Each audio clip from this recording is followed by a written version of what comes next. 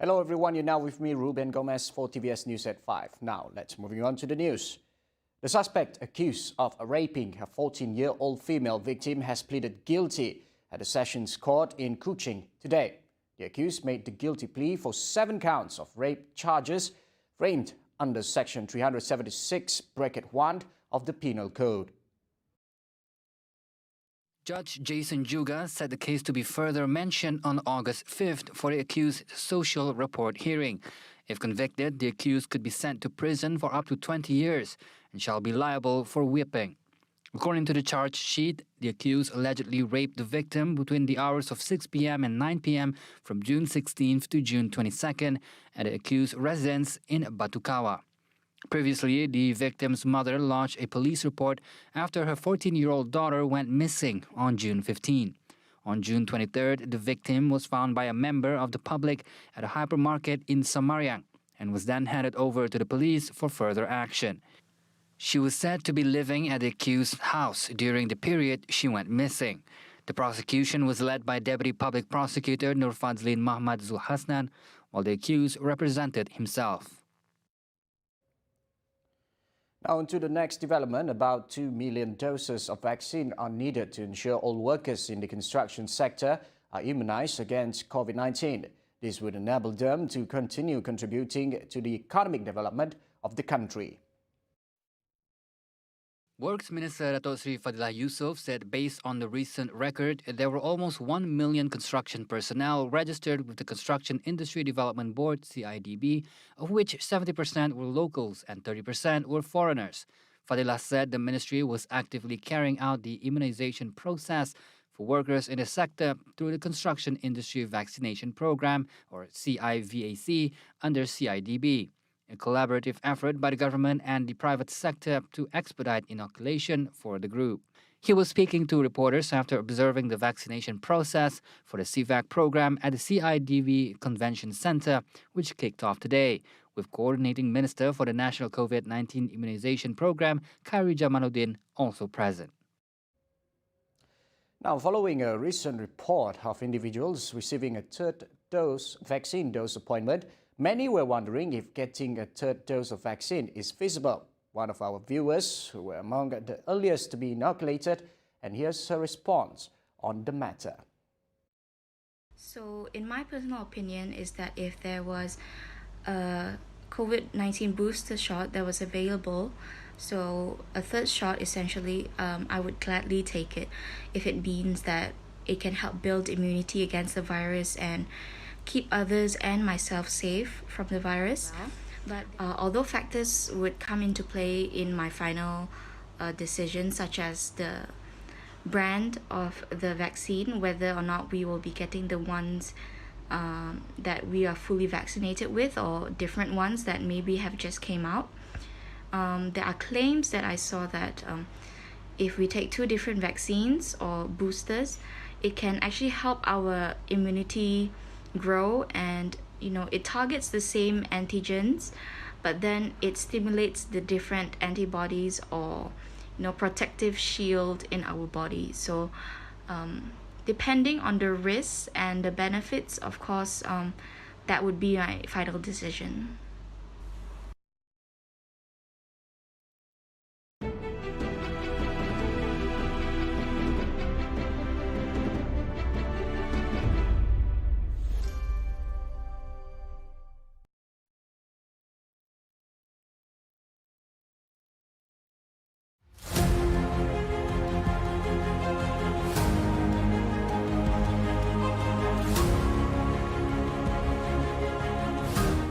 Dan ingat, usaha tidak akan pernah mengkhianati hasil.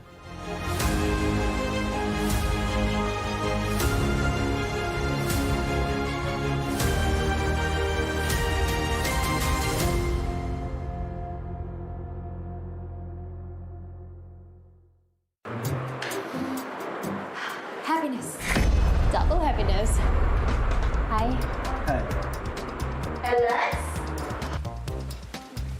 Apa kau pula kat situ, ha? Alex yang umpah kini kah?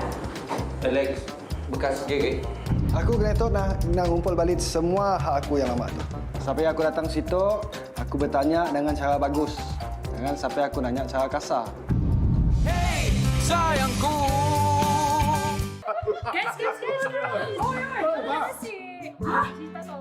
Oh, cerita tu. Ada menangkan cerita tu. Ada dengan pengantin simping. Ada Mak Zela, ada Mia, ada Firmandi dan ada kami sekali, Sir Chris. Guys, tu bukan borak biasa-biasa guys. Tu adalah borak teh sipeng setiap hari jam 2.15 petang di TVS saluran 122 Astro dan My Freeview. Borak teh sipeng.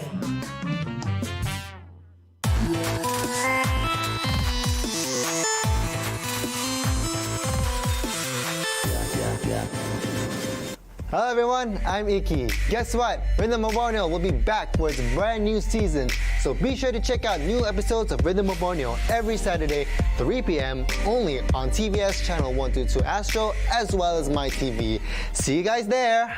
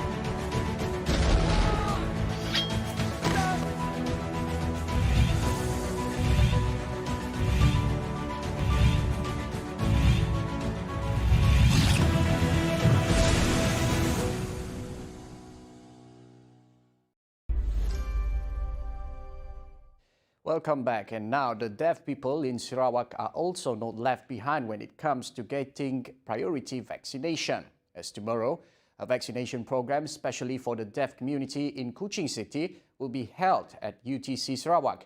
We have here on the line Mitchell Jores, a deaf liaison officer, to bring us the download on tomorrow's program. Mitchell, what can we expect for tomorrow's vaccination program for the deaf?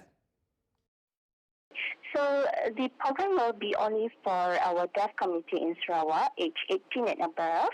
And the initiative is to ensure that our deaf community will not left out for the vaccination, right? And our Welfare Community Wellbeing, Women, Family and Childhood Development Minister, Datuk Sri Fatimah Abdul, will attend the walkabout for the program tomorrow. And in Sarawak itself, we have about 330 to 500 deaf members. However, I do believe that there are more deaf members which is not in the list.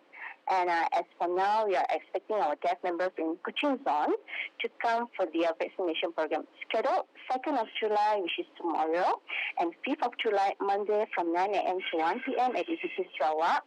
And I encourage those who have deaf family members or friends who yet to get vaccine, get them to join this program. Right, that's great. And how will the vaccination process be in order to account for the disabilities of the recipients?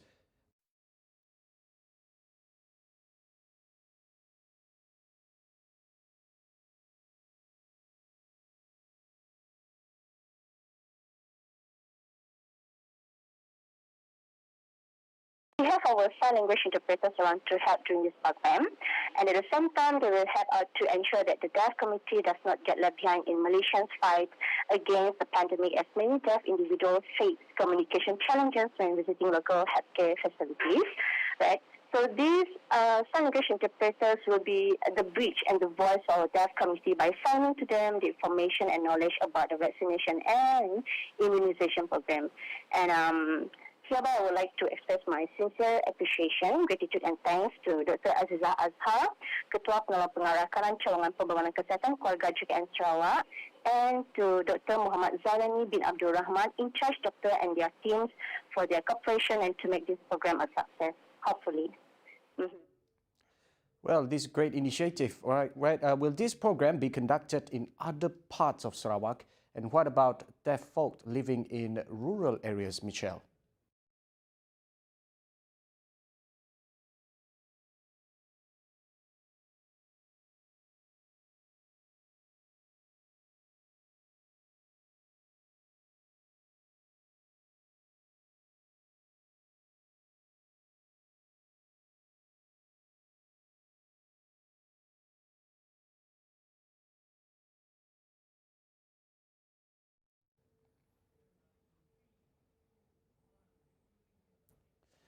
Right. Thank you so much for your time, Michelle. I think there's an inconvenience problem over there. Right now, next news. A total of 741 candidates of the Sijil Tinggi Persekolahan Malaysia STPM in 2020 scored the cumulative grade points average CGPA of 4 flat. It's a slight decrease compared to 802 candidates in 2019, a drop of 61 candidates or 7.61%. However, there's an improvement in the number of candidates who obtain a CGPA of 3.09 from 33.45% in 2019 to 33.69% in 2020. Also, according to Malaysian Examinations Council, MEC, all 23 subjects offered in STPM 2020 examinations recorded a passing rate of more than 70%. At the same time, the STPM 2020 examinations saw an improvement in the CGPA with a score of 2.78 compared to 2.77 in STPM 2019. MEC member Dato' Dr. Wahid Razali said this is an improvement of 0.01. Candidates can check the result at stpm.mpm.edu.my/stmpk or via short messaging service by typing STPM, IC number and index number and send it to 68886 by today. The STPM certificate will be distributed within 2 months. Now we're back on development of vaccines. The government is currently studying the need of a third booster shot as well as the effectiveness of the COVID-19 vaccines against the Delta variant. But what do members of the public think about this? Well, our reporter Farah Halia went to the vaccination centres and asked around. Negative, so for me, it's quite okay. Okay. Yeah. Worried about it? No, just be normal. Janji dapat nyawa-nyawa, si bahaya untuk semua orang lah, untuk umum. Adakah kita akan ambil? Ambil. Yes. Yes. Yeah. Why? Because I think it's good for me. InsyaAllah kami akan ambil untuk dosis ketiga ya. So there you have it. Most people are actually okay with getting a third vaccine dose as long as they get to protect themselves and the community around them. But of course, we do have to wait for experts weighing in on this since it did come from an error on the MySejahtera app in which people were getting third vaccine dose appointments. I am Farah Alia for TVS, reporting from BCCK.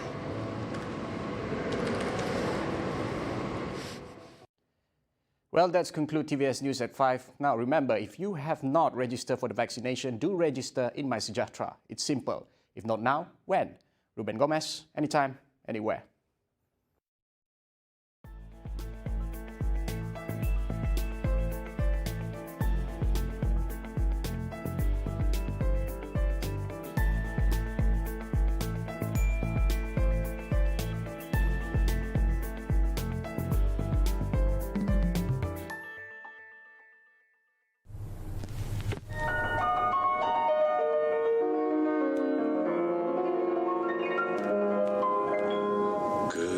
Getaran jiwa